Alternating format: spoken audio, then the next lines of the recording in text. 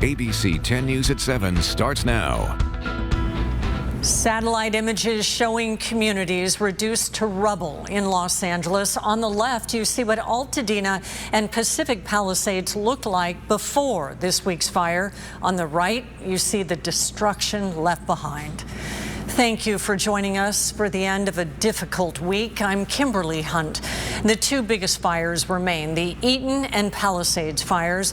The Palisades fire has burned more than 21,000 acres, taken at least 5 lives, and destroyed more than 5,000 structures. It's 8% contained. The Eaton fire is being blamed for 6 deaths. It's burned 14,000 acres and 7,000 structures, 3% contained. It devastated the community of Altadena, where my co-anchor, Wale Aliyu, is live tonight with a man who lost his sister in that fire. Wale.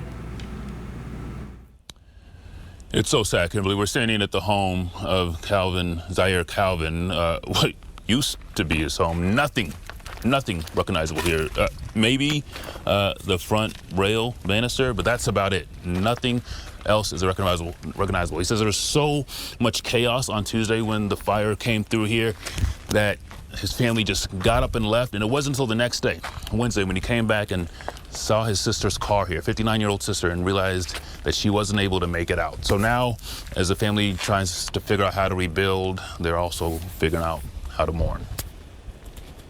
Make sure these insurance companies do not act funny, do not, try to limit people in the resources we need, and anyone who can help, please help, because if you do not understand the devastation of this feelings at all, it's nothing you want to experience. I've been through gang times, gang wars, all that type of stuff, and nothing is even close to this type of outcome.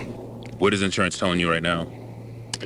You're just filing claims. So you're just pushing buttons at this point. And we know when it comes down to it, we want to make sure that everybody in our community and throughout Altadena is blessed or whatever. Why do you think it was this neighborhood? Because there was about 5 or 6 deaths just in this little surrounding area alone. Why do you think it was this neighborhood that saw so many deaths? Because people were really attached to the community and their home. And honestly, it probably was just we never believed, because I didn't believe it.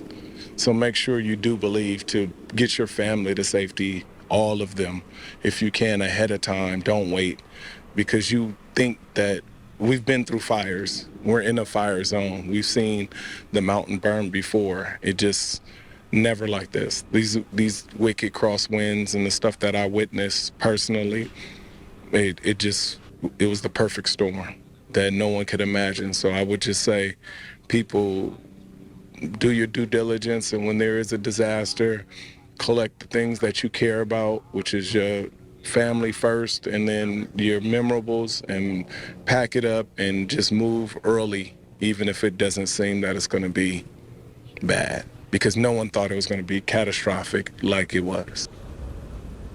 And back out here, you see that little flicker, that little glow in the background there behind his house. That's another pop-up fire that is just recently popped up here in the last couple hours.